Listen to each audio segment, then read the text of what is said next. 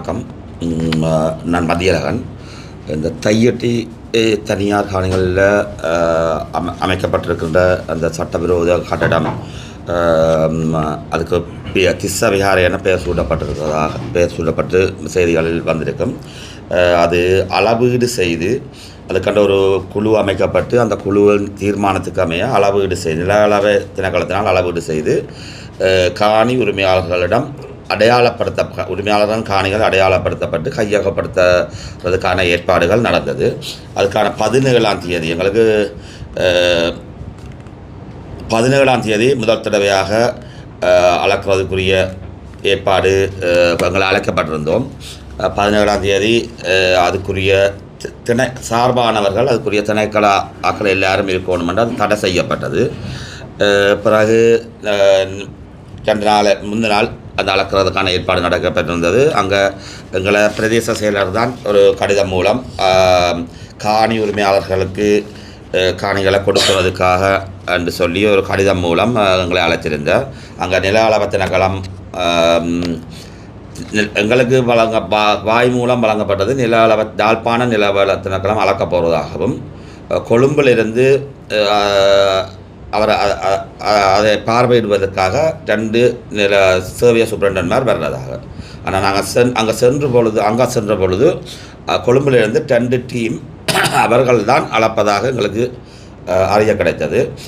மேலதிகமாக சில திணைக்களங்களும் அந்த எங்களுடைய காணிகள் அடாத்தாக பிடிக்கப்பட்ட இடத்துக்குள்ளே நின்றார்கள். காணி உரிமையாளர்கள் முழுவதுமாக ஐடென்டி கார்டு செக் பண்ணப்பட்டு தான் உள்ளுக்கு அனுப்பப்பட்டார்கள். அப்போ நாங்கள் அங்கே சென்ற பொழுது நாங்கள் அவர்களிடம் கேட்டது காணி உரிமையாளர்களின் காணிகளை அளவீடு செய்து அவர்களை அடையாளப்படுத்தி காணி உரிமையாளர்களுக்கு கையளிப்பதற்காக இருந்தால் எங்களுக்கு எழுத்து மூலம் நீங்கள் தர வேண்டும் என்று.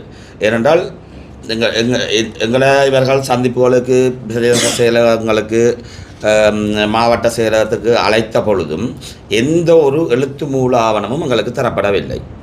அப்போ நாங்கள் மாவட்ட செயலாளர் வாய் மூலம் உங்களோட காணிகளை விடுவிக்க மாத்திரம்தான் அளக்கிறோம், அதை நீங்கள் நம்பலாம் என்று சொன்னதுக்காக தான் நாங்கள் அங்கே சென்று எங்களுக்கு வழங்கப்பட்ட வாய்மூல தகவல்களை மீறி அங்கே சில திணைக்களங்களும் பல நபர்களும் இருந்த காரணத்தினாலே காணிக்காரரை விட பல நபர்களும் இருந்த காரணத்தினால் எங்களுக்கு சில சந்தேகங்கள் எழுது. ஆகவே நாங்கள் எழுத்து மூலமாக நீங்கள் தர வேண்டும் என்ற கோரிக்கையை வைத்தோம். அவர்கள் எழுத்து மூலமாக என்றால் அதில் தையட்டி மக்களுடைய காணி பிரச்சனை தான் அங்கே இருக்கிறது. அவர்கள் அதில் இந்த மக்களுடைய காணி பிரச்சனை என்பதை சேர்க்காமல் பிகாரை தொடர்பான காணி பிணக்குகளுக்கு தீர்வு காண்பதற்காக அதுதான் அவர்களுடைய வழங்கக்கூடியதாக இருந்தது. ஆனால் வாய் மூலம் சொல்லுகிறார்கள் மக்களுடைய காணியை அளந்து மக்களுக்கு கையளிப்பதற்கான இதென்று. அப்போ நாங்கள் அவர்களிடம் கோரியிருந்தோம், நீங்கள் எங்களுக்கு அழைத்திருக்கிறீர்கள், எங்கள் 17 பேருடைய பெயரை போட்டு இந்த பிரச்சனையை தீர்வை காண்பதற்காக என்று நீங்கள் போட்டிருக்கிறீர்கள். யாழ்ப்பாணம் திஸ்ஸ விகாரை தொடர்பான காணி பிரச்சனைகளுக்கு தீர்வு காண்பதற்கான திட்டமிடப்பட்டுள்ள அளவீட்டு நடவடிக்கைக்குத்தான் அழைத்திருக்கிறார்கள், மக்களுடைய பிரச்சனைக்கு அல்ல. அப்போ நாங்கள் எங்களுடைய காணி என்று இந்த கடிதத்தின் மூலம் ஒப்புக்கொள்கிறார்கள், மக்களுடைய காணிகளில் என்ற ஒப்புக்கொள்கிறார்கள். அங்கே பொழுது நாங்கள் கேட்டது இதே போல் 17 பேர்த்த பேரை போட்டு உங்களோட காணிகளை நீங்கள் அடையாளப்படுத்துங்கோ, வந்து காட்டி நில அளவுக்கு அடையாளப்படுத்துங்கோ, அதுக்கு நாங்கள் உங்களோட காணிகளை உங்களோட கையகப்படுத்துகிறோம், உங்களுக்கு தர்றதுக்கான நோக்கம் என்றதை எழுத்தில் தாங்கோ. எங்களுக்கு பொறுப்பானது பிரதேச செயலகர் தான் எங்களை அழைத்திருக்கிறார். பிரதேச செயலகர் தரவோனும் ஒரு லேட்டர் கேட்டில்லை. இதுதான் எங்களோட கோரிக்கையாக இருந்தது. அதை ஒரு கால் அதுக்கு எழுதி கொடுப்போம் என்ற மாவட்ட செயலர் அதை எழுதி கொடுங்க என்றார்.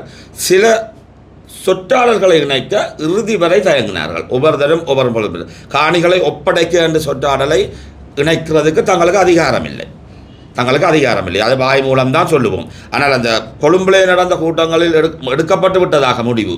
உங்கள் காணிகள் சரிபார்க்கப்பட்டு விட்டது, கொழும்பில் உள்ளவர்கள் சகல அமைச்சு மட்டங்களிலேயும் இது மக்களுடைய காணி என்று ஏற்றுக்கொண்டு விட்டார்கள், ஆகவே உங்களுடைய காணிகளை வழங்குகிறோம் என்பதை வாய் மூலம் மட்டும்தான் சொல்லுகிறார்கள். எழுத்திலே தர முழுமையாக எழுத தொடங்குகிறார்கள். சில சொற்றாடல்களை உட்புகுத்தாமல் அதை மறுக்கிறார்கள். அந்த சொற்றாடல் இருந்தால் காணிகளை மக்களுக்கு வழங்க என்ற சொற்றாடலை முழுமையாக மறுக்கிறார்கள். அப்படியான வாதி பிரதிவாதங்கள் போய் நாங்கள் எழுத்து மூலம் இல்லாத பட்சத்தில் எங்களை காணிகளை அடையாளப்படுத்திவிட்டு அவர்கள் என்ன செய்ய போகிறார்கள் என்று வலுவான சந்தேகம் எங்களுக்கு எல்லோருக்கும் இருந்தது. அதன் பின்னர் சுமார் 1.5 மணி நேரங்கள் காணி உரிமையாளர்கள் மரத்துக்கு கீழே இருக்க விட்டு அந்த உள்ளுக்கு அந்த கட்டடத்துக்கிட்ட இருக்கிற அந்த பிக்குவோடையும் மேலதிகமாக வந்த சிலரோடையும் கலந்துரையாடல்கள் நடந்தது. அந்த அமைக்கப்பட்ட குழுவுக்கு அப்பாற்பட்ட சிலரும் அந்த கலந்துரையாடல்கள் இருந்தார்கள். அமைக்கப்பட்ட குழுவில் உள்ள GADS விட அப்பாற்பட்ட சில பேரும் அந்த கலந்துரையாடல் இருந்தார்கள். 1.5 மணி நேர கலந்துரையாடலுக்கு பிறகு நாங்கள் கேட்ட மாதிரி எங்களுக்கு கடிதம் தரலாம், ஆனால் எந்த ஒரு முத்திரையிடப்பட்ட இதிலேயும் இல்லாமல் வெற்று பேப்பரில் உங்களோட காணி அளந்து உங்களுக்கு ஒப்படைக்கிறோம் என்ற கடிதத்தை தந்து கீழே அதைத்தான் அவர் மாவட்ட செயலாளர் காட்டினது. இந்த கடிதமும் கொடுக்கறடி இத்தனை பேர் சைன் பண்ணியிருக்கிறோம். அதிலே குறிப்பிட்டவாறு அது தையட்டி மக்கள் என்றதும் அதில் சேர்க்கப்படவில்லை. இந்த விகாரை காணி பிரச்சனை சேர்க்கப்பட்டிருக்கு. கீழே 7 பேர் 6 பேர் சைன் பண்ணி இருக்கிறார். அந்த 6 பேரில் எங்களோட பிரதேச செயலாளரும் சைன் பண்ணி இருக்கிறார். அதை வெற்று பேப்பரில் அது வந்தபடியால் அது எங்களுக்கு ஆலோசனை வழங்கியவர்கள். இது வெற்று பேப்பர் உங்களுக்கு நாளைக்கு காணி விடுபடாமல் காணி கையகப்படுத்தப்பட்டால் நீங்களே கூட காணிகளை அடையாளம் காட்டுகிறீர்கள். அது ஏதோ ஒரு பகுதியூடாக கையகப்படுத்தப்பட்டால் இந்த வெற்று பேப்பருடன் 5 பேருடைய சைனோட கொண்டு போய் எங்கேயும் நீங்கள் காட்ட மாட்டீங்கள். அதுக்கு வேறு விதமான பதில்கள் அளிக்கக்கூடிய வாய்ப்புகள் நிறையவே இருக்கிறது. எனவே வரலாற்றில் பல காணிகள் அப்படி சுவீகரிப்பு அண்டு பல நிகழ்வுகள் நடந்திருக்கு. ஆகவே அந்த எழுதப்பட்ட 6 பேரும் கூட குழுவில் நீங்கள் தீர்மானித்த அந்த 6 பேரும் பிரதேச செயலருக்கு அதை கொடுங்க.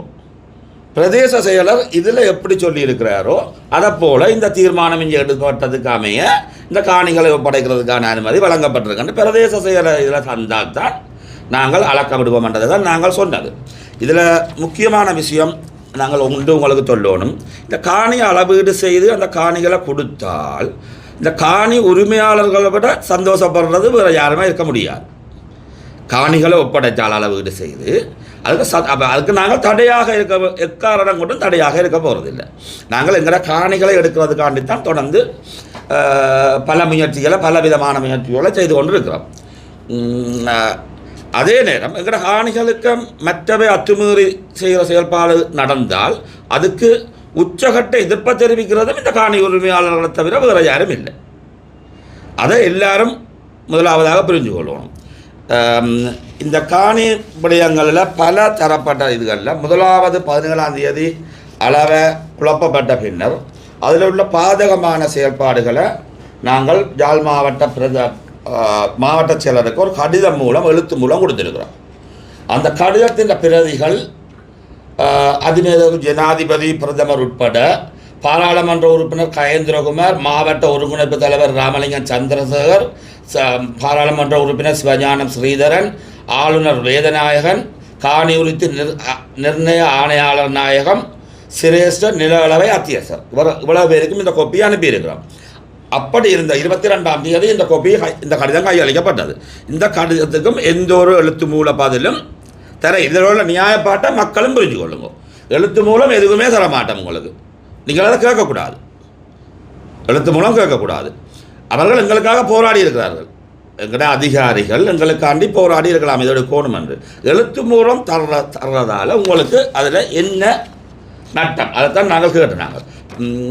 பல முறை பிரதேச செயலரிடம் மிக தாழ்மையாக நீங்கள் எழுத்து மூலமாக தாரதால உங்களுக்கு எந்த ஒரு பாதிப்பும் வராது. நீங்கள் எடுக்கப்பட்ட முடிவை எழுத்து மூலமாக எங்களுக்கு தரலாம். ஆனால் எழுத்து மூலமாக நீங்கள் தந்தால் எங்களோட பாதிப்பு தடுக்கப்படும். நீங்கள் எழுத்து மூலமாக தராட்டிக்கு உங்களுக்கு தந்தான தராட்டினா உங்களுக்கு பாதிப்பு இல்லை. ஆனால் தராட்டிக்கு எங்களுக்கு பாதிப்பு வர்றதுக்கான சந்தர்ப்பம் நிறையவே இருக்குது. அந்த காணிகளில் ஒரு பகுதி ஏதோ ஒரு காரணத்தை காட்டி விடுவிக்கப்படாமல் இருக்கலாம். ஜாரவ தனிநபர்களால் தொடர்ந்தும் இதே கையகப்படுத்தலால் இருக்கலாம். எதுக்குமே ஒரு எழுத்து மூலம் அந்த குழுவில் ஒரு முடிவெடுத்தால் அந்த குழுவால் காணி உரிமையாளர்களுக்கு எழுத்து மூலம் கொடுக்கணும். ஏனென்றால் அந்த குழுவில் என்ன கதைக்கணும் என்றது எங்களுக்கு தெரியாது. அந்த குழுவில் ஜார் ஜார் இருக்கணும் என்றும் வாய் மூலம் இவர்கள் சொன்னது தான். மக்களின் பிரதிநிதிகளாக மாவட்ட செயலாளரும் பிரதேச செயலாளரும் போகிறதாக சொல்கிறார்கள். காணி உரிமையாளர்களில் ஒருத்தருமே அந்த குழுவில் இல்லை. அப்போ அங்கே என்ன கதைக்கிறாங்க, என்ன முடிவுன்றது எங்களுக்கு எழுத்து மூலமாக தர்றது தான் ஒரு அரசு அதிகாரிகளுக்கு அழகு. அரசு அதிகாரிகள் பலதரப்பட்டவர்கள் இருக்கிறார்கள். தகுதி இல்லாமல் அந்த இடங்களுக்கு வந்த பல அரசு அதிகாரிகள் இருக்கிறார்கள் என்றது சகல மக்களுக்கும் தெரியும்.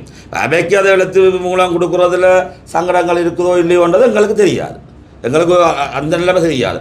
முறைமை என்றது எழுத்து மூலம், அதுதான் மக்களுக்கு பாதுகாப்பானது. அதைத்தான் நாங்கள் கோரினாங்கள். இறுதி வரை அவர்கள் அதை தரவில்லை. அந்த ஒரு பிரதேச செயலாளர் அழைத்த பிரதேச செயலாளரால் ஏன் நாங்கள் அழைத்த இந்த இந்த எடுக்கப்பட்ட முடிவை பிரதேச செயலாளரும் இருந்து அந்த குழுவிலே ஒரு ஆள் அந்த முடிவை வாய் மூலம் சொல்கிற முடிவை எழுத்து மூலம் தந்து நாங்கள் ஊடகாணிகளை விடுவிக்கிறோம் என்றால் அந்த நில அளவை முடிஞ்சிருக்கும். மற்றபடி எந்த இது ஒன்றும் நாங்கள் இது தடை செய்ய எந்த ஒரு முயற்சியுமே எடுக்கையில். நாங்கள் தடங்களாயும் இருக்கையில். எங்களுக்கு பலத்த சந்தேகங்கள் இருந்தது. எது ஒன்றையுமே எழுத்து மூலமாக அவர்கள் கொடுக்க தயாரில்லை. அவர்கள் உங்களுக்கு காட்டினது வெற்று பேப்பர். எங்களை அழைத்தது பிரதேச செயலாளர். அவர் காட்டினது வெற்று பேப்பரில் 6 பேருடைய கையொப்பம். அதில் பிரதேச செயலாளர் முத்திரையும் இருந்தது. சட்ட ரீதியாக வலுடையதோ அல்லது எங்களுக்கு எங்கேயும் வாதிட முடியும் இப்படி ஒரு பிரதேச செயலாளர் தான் எங்களுக்கு பொறுப்பு. காணிக்கு அந்தந்த பிரதேச செயலாளர் தான் காணிக்கு பொறுப்பு. அந்த அடிப்படையில் தானே அந்த குழுவில் பிரதேச செயலாளர் இணைக்கப்பட்டவர். நீ அது புத்த சாசனம் அமைச்சு தான் அது இருந்திருக்கு. இதிலேயே சொல்லியிருக்கிறோம். புத்த சாசனம் அமைச்சு மேற்குறிப்பிட்ட கடிதத்தினூடாக எடுக்கப்பட்ட முடிவின் ஊடாகத்தான் உங்களை அழைக்கிறோம் என்று. அந்த புத்த சாசனம் அமைச்சு உள்ளடக்கப்பட்ட அந்த குழுவில் காணி உரிமையாளர்களுக்காக பிரதேச செயலாளர் தான் இருக்கிறார். பொதுவாக காணி உரிமை அந்தந்த பிரதேச செயலாளர் தான் அந்தந்த இதுகளுக்கு ஒரு பொறுப்பாளி. ஆனால் ஏன் பின்னிக்கிறார்கள் எது வேற தெரியாது. சில நேரம் அதில் நடந்த நிகழ்வுகள் ஒரு சிலது அந்த கடிதங்கள் துடுக்க ரெடியாகிறாங்க. எங்களை பலதரப்பட்ட மாற்று நிபந்தனைகளை விதித்ததாக ஊடகங்கள் மூலம் அறிகிறோம். நாங்கள் நிபந்தனை விதிக்கல. அவர்கள் எழுத தொடங்குகிறார்கள், ஒரு ஆள் தடுக்குது. திரும்ப எழுத தொடங்குறாங்க, ஒரு ஆள் தடுக்குது. அங்கே நடந்த நிகழ்வு. ஊடகவியலாளர் ஒருவரையும் உள்ளுக்கு விடையில்லை என்றதையும் ஊடகவியலாளர்கள் நீங்கள் இதில் வெளிப்படுத்தணும். என்ன உள்ளுக்கு விட்டிருந்தால் சரியான நிகழ்வுகளை ஊடகவியலாளர் சொல்லியிருக்கலாம். ஒரு தடவை மண்டைக்கு உள்ளுக்கு விடப்படையில்லை. காணி உரிமையாளர்கள் அதை எதிர்ப்பு தெரிவிக்கல. எங்கட காணிக்கு ஊடகவியலாளர் வர்றதுக்கு நாங்கள் எதிர்ப்பு தெரிவிக்கல. அப்போ அதை தடை செய்தது யார்? ஏன் ஒரு 2 ஊடகவியலாளர் 3 ஊடகவியலாளர் கன பேர் வந்தால் குழப்பம் என்ன விட வேண்டிய கடப்பாடு இருந்தது. அப்போ அதை தடை செய்து நீங்கள் என்ன செய்கிறீங்க? நாங்கள் அதில் தடுக்க இல்லை. எங்களுக்கு காணி அளவுறதில் எந்த ஆட்சேபனையும் இல்லை. காணி எங்களுக்கு வரணும். எங்கட காணி எங்களுக்கு வரணும். எங்களுக்கு வர்றதுக்கு உள்ளக தடைகளை ஏற்படுத்தக்கூடாது. அடுத்து இது சம்பந்தமான எந்த ஒரு கூட்டத்துக்கு போனோமே கொழும்புல கூடின கூட்டத்திலையும் என்ன நடந்த அந்த எழுத்து மூலமான அறிவிப்பும் இல்லை.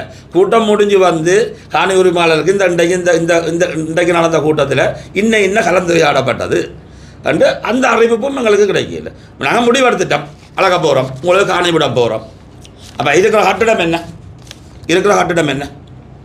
அப்போ அந்த கட்டிடம் ஜாட்டி ஒரு காணிக்கான வரப்போகுது. அதுக்கு என்ன செய்ய போகிறீங்க? அதுக்கு முடிவெடுத்துருக்கிறீங்களா? நல்லா யோசிங்க. அதுக்கு முடிவெடுத்திருக்கிறீங்களான்றதை முதல் என்ன அதுக்கு முடிவெடுக்கப்படையில்லை. அதுக்கான விதையும் உங்களுக்கு கூட அதை கண்டைக்கு சொல்லியிருக்கலாம். அது முடிவெடுக்க சரி கட்டடத்துக்கு முடிவெடுக்க இல்லை. ஒரு ஒதுக்குப்புறமாக அதை வைப்போம். அது ஒதுக்குப்புறமாயே இருக்கட்டுக்கும். ஒரு நீங்கள் எங்களோட பிரதேச செயலாளர் எங்களுக்கு அந்த வாய்மொழி மூலம் தந்த உறுதிமொழியை எழுத்து மூலம் மட்டும்தான் நாங்கள் கோரினென்று நாங்கள் வேண்டாம் என்று தடுக்கையில். அதில் என்ன தடைன்றதை அவ தான் சொல்லுவோம்.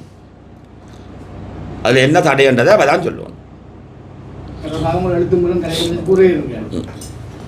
ஏன் இது நேற்றைக்கு முற்பட்ட காலங்கள் அவ்வாறான அறிக்கைகளை தரவில்லை, உங்கள் எழுத்து மூலம் தரவில்லை நீங்கள் கோரவில்லை. பல தடப்பட்ட கோரியும் உதாரணத்துக்கு எங்களுக்கு 17ஆம் தேதி அளவீட்டுக்கு முதல் வந்த ஒரு சனிக்கிழமை எங்களுக்கு கூட்டம் யாழ் பிரதேச செயலகத்தில் எங்களை அழைச்சி பேசினார்கள். அப்போ நாங்கள் அங்கேயும் எழுத்து மூலம் தர விரும்ப இல்லை. நாங்கள் கூட்ட அறிக்கையை கேட்டோம். பல தடவை நாங்கள் அந்த நேரடியாக போய் கேட்டும் கடைசியாக இருக்கா பிரதேச யாழ் மாவட்ட செயலர் சொன்னார்,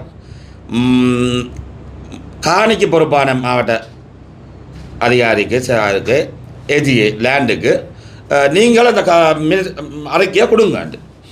3-4 தரம் போக போக அந்த அறிக்கை எங்களுக்கு கிடைக்கப்படையில்லை. அதாவது உங்களுக்கு காணி அந்த கூட்டத்தில் எங்களுக்கு சொன்னது, வாய்மொழி மூலம் சொன்னது, அளந்து உங்களுக்கு கையளிக்க போகிறோம். அந்த கூட்டத்தில் நடந்த அறிக்கையே தரலாம் தானே, தரையில்லை. எங்களுக்கு கொடுக்க சொல்லிட்டார்கள் இவருக்கு. அவர்கிட்ட நாங்கள் போய் கேட்டோம், அந்த அறிக்கையை தாங்குவோம். பல தடவைப்பட்ட 5 இருக்குது, அங்கே இருக்குது, சைன் பண்ணிட்டோம். சைன் பண்ணையில் சைன் பண்ணிட்டோம். கோல் எடுக்க சைன் இருக்குது, ரெடியாக இருக்குது. இப்போ திடீரென்று அது 2ஆம் முறை அளக்க வலிக்கிற முதல் இல்லை, அதாவது சனிக்கிழமை சும்மா சந்திப்பு தானே, இது நடந்த உண்மையான நிகழ்வு. அது சனிக்கிழமை சும்மா சந்திப்பு தானே, இதுதான் பதில் வந்தது. படைச்செடுக்க இயலுமோ, ஆஃபீஸுக்குள்ளே போய் நாங்கள் இழுத்தெடுக்க இயலுமோ? அவர்கள் தரணும். அவர்கள் இதில் அதான் நாங்கள் சந்தேகப்பட்டது, வலுவான சந்தேகம். நாங்கள் அன்றைக்கு எழுத்து மூலம் இல்லாமல் தரமாட்டம் பண்ணதுக்கு வலுவான சந்தேகம். எந்த ஒரு எழுத்து மூலம் இதையுமே எங்களுக்கு தர்றதுக்கு தயக்கம் காட்டுறாங்க. அவ்வாறு தராத பட்சத்தில் எதற்காக என்ன சூழ்நிலையால் காணி அளக்கிறதுக்கு நீங்கள் இலக்கம் தெரிவித்திருந்தீங்க?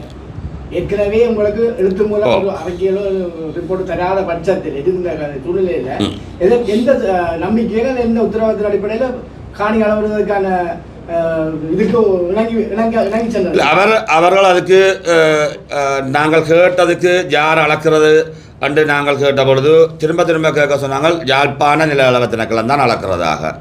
4 பேர் இந்த பேரை வாசித்து சொன்ன தகவலை சொன்னாங்க. இந்த 4 பேரும் அங்கே இருந்து அந்த கூட்டத்தில் கலந்து கொண்டவர்கள் சார்பாக வரப்போகிறாங்க. அது தங்களுக்கு தேவை. ஓகே, நாங்கள் மேக்சிமம் விட்டு கொடுக்கணும். இதை அளவீட்டு செய்து இந்த காணி பிரச்சனை நெடுந்தூரமாக போகுது, அதை முடிக்கிறதுக்கு மேக்சிமம் இறங்கி முடிஞ்ச அளவுக்கு இறங்கி போவோம்ன்ற ஒரு எண்ணப்பாடோட. ஆனால் நில திணைக்களம் 2 யூனிட் வருதுன்றது முழுக்க அளக்கிறதுக்கு அங்கே தான் வந்திருக்கணும். எங்களுக்கு அறிவிக்கப்படாத பலர் அங்கே நிற்கணும் நாங்கள் போகும் பொழுது. ஆனால் எங்களை வாசலில் காவல்துறை மறைச்சி செக் பண்ணுது ஐடென்டி கார்டு. இப்படியா நாங்கள் போன பொழுது நடந்த நிகழ்வுகள் தான். போகும் பெற எங்களால் முடிஞ்ச அளவுக்கு இறங்கி அந்த நிகழ்வை முடிக்கணும் என்ற ஒரு மன விருப்பத்தோடு போகணும். நாங்கள் அங்கே போக நடந்த நிகழ்வுகள் பலத்த சந்தேகங்களை ஏற்படுத்தினது. பல திணைக்களங்கள் எங்களுக்கு இவர்கள் வாய் மூலம் சொல்லப்படாத திணைக்களங்களும் அங்கே நின்றாங்க. அது எங்களுக்கு பலத்த சந்தேகங்களை ஏற்படுத்தினது. அப்போ திரும்பவும் நாங்கள் அதில் வச்சு எழுத்து மூலம் தந்தால் தான் நாங்கள் சம்மதிப்போம். சுவிட்சர்லாந்தில் வீடு வாங்க போறீங்க, இல்லை ஆல்ரெடி உங்களுக்கு அங்கே வீடு இருக்குன்னா இந்த வீடியோ உங்களுக்காக தான். ஸோ ஸ்கிப் பண்ணாமல் ஃபுல்லாக பாருங்க. ஒரு மனிதனுக்கு வீடு அப்படிங்கிறது ரொம்பவே அத்தியாவசிய தேவை. அத்தியாவசிய தேவைகளில் முக்கியமான பங்கு வகிக்கிறதே இந்த வீடு தான். ஸோ அப்படி வீடு வாங்குறது, விற்கிறது, இது சம்பந்தமா உங்களுக்கு இருக்கிற நிறைய ப்ராப்ளத்துக்கு சொல்யூஷன் தர ஒரே இடம் தான் உங்கள் செல்வாசக். Your future our vision. இப்போ சுவிட்சர்லாந்தில் வீட்டோட வட்டி விகிதத்தில் நல்ல மாற்றம் வந்திருக்கு, நிறைய குறைஞ்சிருக்கு. ஸோ நீங்கள் ஏதாவது அக்ரிமெண்ட் போட்டு வச்சிருக்கீங்கன்னா இப்போவே அதை ரெனிவல் பண்ணி மாற்றி வச்சுக்கிட்டிங்கன்னா உங்களுக்கு நிறைய ப்ராஃபிட்ஸ் இருக்கும். ஸோ இது சம்மந்தமாக உங்களுக்கு ஏதாவது அப்டேட்ஸ் வேணும், இந்த மாற்றத்தில் உங்களுக்கு ஏதாவது டவுட் இருக்குது அப்படின்னா மறக்காம ஸ்கிரீனில் தெரிய நம்பருக்கு கால் பண்ணுங்கள். சுவிட்சர்லாந்தில் நீங்கள் வீடு வாங்கணும் இல்லை வீடு விற்கணும், அந்த மாதிரி ஏதாவது உங்களுக்கு தேவைகள் இருந்தால் மறக்காம எங்களை காண்டாக்ட் பண்ணுங்க. உங்களோட எல்லா தேவைகளையும் உங்க ஃபேமிலியில ஒரு மெம்பரா இருந்து நாங்க பார்த்து பண்ணி கொடுப்போம். இது உங்கள் செல்வாசோக். இச்செய்திகளுக்கு பிரதான அனுசரணை செல்வாசோக் இமோபிலியன், சுவிஸ் நாட்டில் முன்னணி நிறுவனம். தொடர்புகளுக்கு 07951464428. வீடு வாங்க, வீடு கட்ட, வீடு திருத்த மற்றும் வீட்டுக்கடன். Your future our vision. இது போன்ற மேலும் பல முக்கிய சுவாரஸ்யமான செய்திகளை அறிந்து கொள்ள லங்காஃபோ யூடியூப் சேனலை சப்ஸ்கிரைப் பண்ணுங்கள். எமது செய்திகள் உடனடியாக கிடைக்க பெல் பட்டனை அழுத்துங்கள். அத்தோடு எமது செய்திகளை மற்றவர்களும் பார்வையிட ஷேர் செய்யுங்கள். நன்றி.